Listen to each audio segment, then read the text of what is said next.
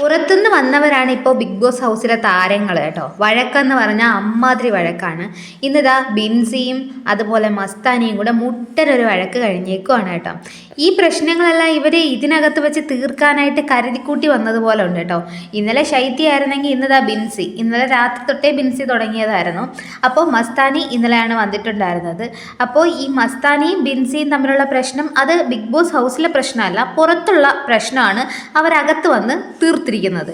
ഇപ്പോൾ ഇവരുടെ വഴക്ക് കാരണം വീട്ടിലുള്ള അതായത് ആദില, നൂറ, അനുമോള്, അനീഷ്, ഷാനവാസ്, അക്ബർ, നെവിൻ ഇവരെ ഒന്നും കാണാൻ പോലും കിട്ടുന്നില്ല. ഇവർക്കൊന്നും ഒരു സ്ക്രീൻ സ്പേസ് പോലും കിട്ടുന്നില്ല കേട്ടോ. പുറത്തുനിന്ന് വന്നവരങ്ങ് ആടി തിമിർക്കുകയാണ് കേട്ടോ. ബിൻസിയും മസ്താനിയും തമ്മിലുള്ള പ്രശ്നം എന്തെന്ന് വെച്ചാൽ ബിൻസിയുടെ ഒരു ഇന്റർവ്യൂ മസ്താനി എടുത്തിട്ടുണ്ടായിരുന്നു. മസ്താനി എന്തൊക്കെയോ വേണ്ടാത്ത ക്വസ്റ്റ്യൻസ് ചോദിച്ചെന്നോ അതിനെതിരെ ബിൻസി ഒരുപാട് ട്രോളുകൾ അനുഭവിച്ചെന്നോ എന്നൊക്കെയാണ് പറയുന്നത്. അപ്പോൾ ഇന്നലെ മസ്താനി വന്നപ്പോഴും ബിൻസിക്ക് ഒരു മൈൻഡും ഉണ്ടായിരുന്നില്ല. പക്ഷേ ഇന്ന് അവർ സംസാരിക്കാനായിട്ട് തീരുമാനിച്ചു. അപ്പോൾ മസ്താനി പറയുന്നുണ്ട്, നിനക്ക് എൻ്റെ ക്വസ്റ്റ്യൻസ് ഇഷ്ടപ്പെട്ടില്ല എന്നുണ്ടായിരുന്നെങ്കിൽ നിനക്കിത് റിഗ്രറ്റ് ചെയ്യാമായിരുന്നല്ലോ എന്ന് പറയുന്നു. ബിൻസി പറയുന്നു, നീ ചോദിച്ചത് ഫുള്ള് ഇങ്ങനെ റിഗ്രറ്റ് ചെയ്യുന്ന ക്വസ്റ്റ്യൻസ് ആയിരുന്നു. അതിനുശേഷം ഞാൻ എന്തുമാത്രം അനുഭവിച്ചെന്ന് നിനക്കറിയോ എന്ന് വെച്ചാൽ അപ്പാനിയുമായിട്ടുള്ള പ്രശ്നങ്ങളൊക്കെ മസ്താനി ചോദിച്ചിരുന്നത്രേ. അതാണ് ഇപ്പോൾ ബിൻസിയും മസ്താനിയും തമ്മിലുള്ള പ്രശ്നം.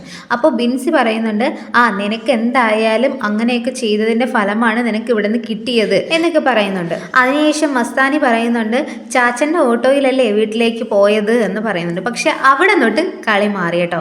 അപ്പോൾ ഒരു നിമിഷം ബിൻസിക്ക് അത് മനസ്സിലായില്ല. ബിൻസി കുറച്ച് കഴിഞ്ഞതിന് ശേഷം, നീ എന്താ പറഞ്ഞത്, ചാച്ചൻ്റെ ഓട്ടോയിലോ? ഓട്ടോ എന്ന് പറഞ്ഞാൽ ആ ഓട്ടോയിൽ തന്നെ വളർത്തിയതും ഞാൻ ഇതുവരെ എത്തിയതും ഞാൻ ഇങ്ങനെ ഒരു നിലയിൽ എത്തിയിട്ടുണ്ടെന്നുണ്ടെങ്കിൽ എൻ്റെ ചാച്ചൻ എന്നെ ഓട്ടോ ഓടിച്ച് അധ്വാനിച്ച കാശിന് വളർത്തിയത് കൊണ്ടാണ് എന്നൊക്കെ പറയുന്നുണ്ട്. നിന്നെ ഇവിടെ നിന്ന് എങ്ങനെ ചരിത്രത്തിൽ പോലുമില്ല, നിന്നെ ഇറക്കി വിട്ട പോലൊരു എവിക്ഷൻ. കരഞ്ഞുകൊണ്ട് തന്നെയാണോ നീ ഇവിടെ നിന്ന് പോയത്? ഇവരെല്ലാവരും കൂടി നിന്നെ ആട്ടി ഓടിക്കുകയല്ലേ ഉണ്ടായത് എന്നൊക്കെ പറഞ്ഞിട്ട് മസ്താനിയോട് പറയുന്നുണ്ട്. മസ്താനി അപ്പോഴൊന്നും ഒന്നും മിണ്ടുന്നില്ല. എല്ലാം ഇങ്ങനെ കേട്ടുകൊണ്ട് തന്നെ ഇരിക്കുകയാണ് കേട്ടോ. ഒരു അക്ഷരം പോലും മിണ്ടുന്നില്ല. ഇടയ്ക്ക് മസ്താനി പറയുന്നുണ്ട്, സ്ക്രീൻ സ്പേസിന് വേണ്ടിയിട്ടാണല്ലേ എന്ന്. അപ്പോൾ ബിൻസി പറയുന്നത്, എനിക്ക് സ്ക്രീൻ സ്പേസിൻ്റെ ഒന്നും ഒരാവശ്യവുമില്ല. എനിക്ക് നല്ലൊരു തന്തയുണ്ട്, അതുകൊണ്ടാണ് ഞാൻ ഈ നല്ല രീതിക്ക് നിൽക്കുന്നത്. നിൻ്റെ പുറത്തെ കഥകൾ എന്നെ കൊണ്ട് പറയിപ്പിക്കരുത്. അത് പറഞ്ഞു കഴിഞ്ഞാൽ നീ നാറും. ഞാനിനി പറയേണ്ട ആവശ്യമൊന്നുമില്ല. ഈ ലോകം മൊത്തം കണ്ടതാണ് നിൻ്റെ കഥകൾ എന്നൊക്കെ പറഞ്ഞിട്ട് ഭയങ്കരമായിട്ട് ആക്ഷേപിക്കുന്നുണ്ട്. അപ്പോഴൊക്കെ മസ്താനി ഒന്നും പറയുന്നില്ല. കാണുമ്പോൾ നമുക്ക് ചെറിയ പാവം തോന്നും. ഒന്നും മിണ്ടാതെ അതിങ്ങനെ കേട്ടോണ്ട് തന്നെ ഇരിക്കും. തകർത്ത് കേട്ടോ.